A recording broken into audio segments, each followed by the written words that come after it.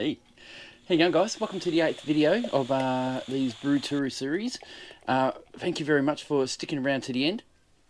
Basically, I'm having a beer. This is a stout by Boat Rocker. Very nice stout.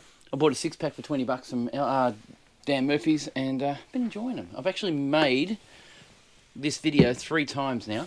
This is the 4th. I've been stuffing up big time, which happens. Forgetting to turn stuff on. See, that's what the problem is. Anyway, what I'm here for today is to let you know this is the last video. This is video 8. It's done by me. I'm actually going to give you a tour of my brew shed and hopefully give you an insight on what I've learnt through all these brew tour videos and hopefully show you what these guys have done for us. Alright guys, let's get started. So what we have is my Stiller brew shed. I bought from Queensland for $3,700 plus about $450 for the base, which is down the bottom here. This still hasn't paid for itself, as brewing does not, especially doing brewing on YouTube, does not pay for itself. It's a great hobby, it's really fun, but it doesn't pay for itself. It's been great. I've done a lot of videos on this shed and let you guys know what they're like. 4 years and it still looks brand new. The unit basically has been a godsend for me to get out of the house and do some brewing. And yeah, we're quite happy with it, to be honest. Anyway, let's show you inside. Make sure you don't flicker. So we're inside. This is the open area. It's slightly unorganised still. I haven't been real busy fixing the place up. I've just been brewing and tidying up, making sure it was all right, but that's just how it goes. I have my TV in the background here. This is my... actually, my mother passed away and I inherited her TV from that point and used it in my shed. So this is sentimental to me. Over in the corner left here, this is a cheers sign that I got from Safeway or Woolworths. It was from Woolworths. No, it was from Coles. For $5 they had on the bargain shelf, and it's been just brilliant. Everything I get here is either salvaged or as cheap as I can get it, because I can't afford to do it constantly. On the left here, this is my condiments for my tools for repairing and replacing parts on my kegs and my fermenters and all the other bits to make sure everything still runs smoothly. On the left here as well, coming up the side, I have a Beatles plaque that was given to me by my kids, because they know I like the Beatles. Pictures that I've had hanging all through my videos, I'm actually getting rid of them. They're going to go get placed in storage or put away. I don't need them. A sign or a plaque that denotes my family name. I got that from my dad. He passed away and I inherited it. And all my grains on the left side here. This is basically where I keep all my grains stored. At the moment they're a bit out of date, so I've got to get rid of them. This is rice hulls, so they can be kept. And this is where I charge all my cameras and batteries for the cameras and everything else for my YouTube channel. The light here, this ring light, I got for free. My sister-in-law broke it and said if you can fix it, you can have it. So I did. Same as this light up here. This light was also something I got for free because it was broken and I repaired it, got it working again. On the floor here is my push bike. Now this bike was something I rode constantly for a very long time to keep fit while I'm brewing, but since COVID hit, drivers have become more and more complacent. To be a rider on the road these days is very, very dangerous. You pretty much are a target and I'm too scared to get on the road now. What drivers don't realise is that even if they hit me or if they try and get around me and I come off my bike, I'm the one that's going to get injured or killed, not them, regardless of whether I make a mistake or not. It just shouldn't happen. It shouldn't be like that, and that's the reason why I can't ride on the road anymore. Over here, sorry about that rant, over here is my pot still. I use that every now and again to just distill whiskies, or not whiskies, spirits, as well as the reflux still. That still was supplied by Gap Valley Hydroponics and Homebrew. They make it themselves. Really good little item, works really well. Hopefully they'll get on the market a bit. I haven't seen them for a while. They looked after me on price. I don't know what the price is. I'll leave a link down below for you. Okay, so I have my bottle tree, which I only just purchased. So I'm making sure that, oh look at that. I'm just making sure that my bottles do get drained properly when I do transfer alcohol or beers and wines into bottles. It really helps. Buckets, these are my bucket blaster. This is the one from Keg King. The Keg Land one I've gotten rid of because it was just not practical, it didn't work well. Of course, I do have some jackets and stuff for fermenters. One fermenter's in the fridge at the moment, and all the other bits. Under here, that box was actually supplied by Stiller Sheds. Came with the shed, and I store all my empties wine bottles in there so that they can be reused. Over here I have my clock that I got from a antique shop across the road from what was it, Fonzie's Cafe in a town called, and I'll put a little link there, I can't remember what the town's called. Across the road they had a bargain shop or a retro shop, and this was hanging on the wall, and really surprisingly, when I took the photo, I posted it on Facebook. Half an hour later, it ended up on someone's Facebook profile, and I went, what the hell? It went so quickly to another Facebook profile. It was a brewer, fellow brewer, so it's not bad, not a bad thing. There's no copyright on that.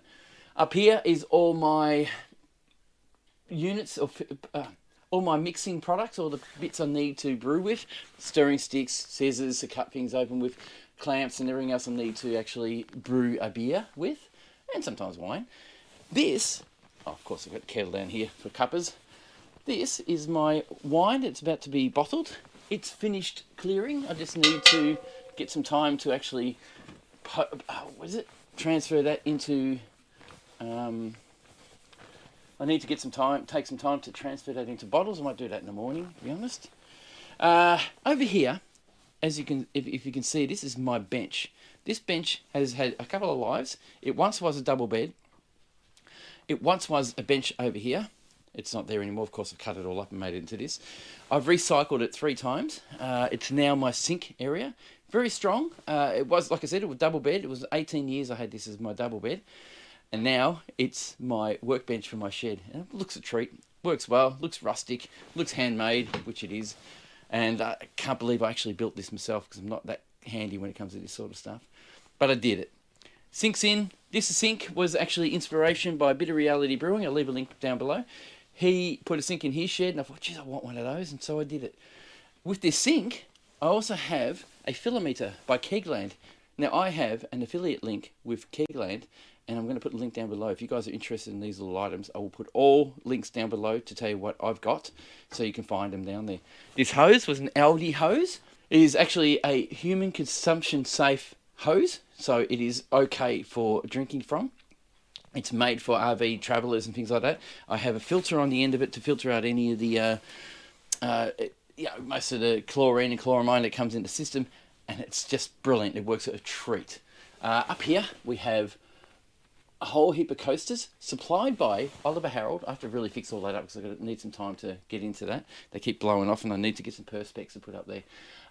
He was kind enough to send me a whole bunch of these as a collection, a heap of stickers which I'll be using, and a simple homebrew, couple of simple homebrew bottle openers which he felt that I needed because I keep looking for them. I'm just clumsy. I keep forgetting stuff, leaving stuff behind. Anyway, that's just a brilliant thing for someone to do, and I really appreciate it, Oliver Harold. If you're watching this video, thank you very much. Down below the sinks, I have a Chubby by Kegland. By Keg King. A Firmzilla by Kegland. Like I said, I'm going to put all these links down below so you know what they are. This is a Digiboil. That's another Kegland product. That one is... Is it Kegland? Yeah, it is.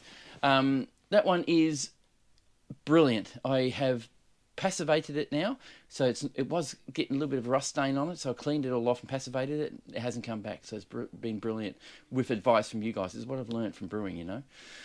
I have my grain farmer. Now, my grain farmer is a all-grain brewing system. This here is a lid. This actually comes off, so I can brew here when I'm not using the bench. Well, when I'm using the bench, but you know what I mean. I can open it up so I can actually brew. So that's just a little bit of a add-on extra that I decided to make. Over here is my kegs. I have 6 of these kegs. I bought them secondhand and rebuilt them. They cost me $45 each or something like that. It was a really good buy, actually, to do that.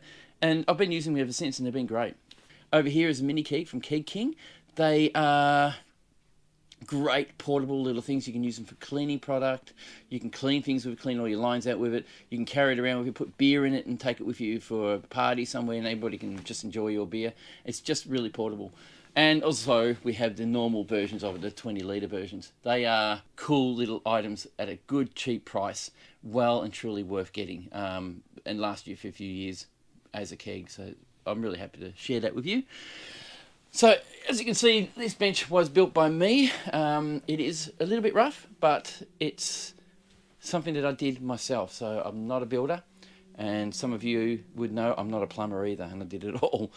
Over here is my distilling section. This is where I'm going to learn to distill. I am not good at it yet. I have poor quality still. I've been making spirits, so I've been using them for cleaning, just cleaning, nothing more.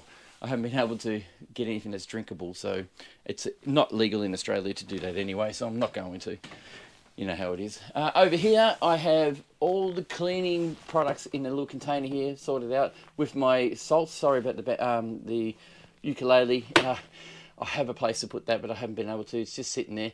My mother bought that for me before she passed away. I've got my grain mill, which I take down when I do all grain.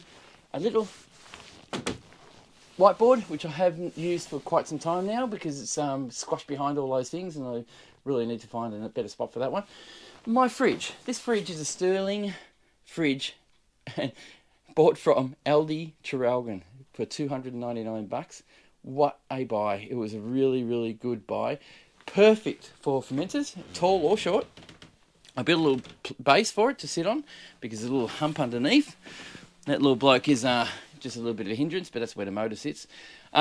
This is my Black Rock Pale Ale brewing at the moment. It's nearly finished. I think it's just about finished, to be honest. So I should be able to transfer that soon.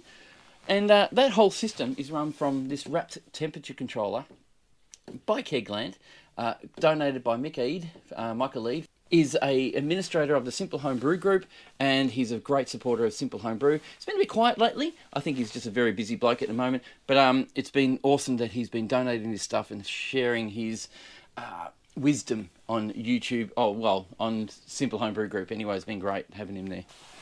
If you haven't seen my channel before, I try to help homebrewers to homebrew and improve their ability to brew by my own mistakes in my videos, and I think it's been helping. You guys have been brilliant with your information and your ideas, and I'm sure that I'll be passing them on properly for you to understand. So I'd like to thank you guys for watching these videos, watching the tour videos that have been provided by other brewers who have taken their time to actually film them just for us. Please acknowledge their ability and their time. It'd be great of you to do that, especially some of those who actually did film specifically for us. Guys, thank you for watching. Thank you for subscribing. Hope we have another series. If we do, I will keep you posted. I'm hoping that you guys will send me your brew tours, and we can share it with all brewers out there. Guys, thank you very much. See you later. Have a great one.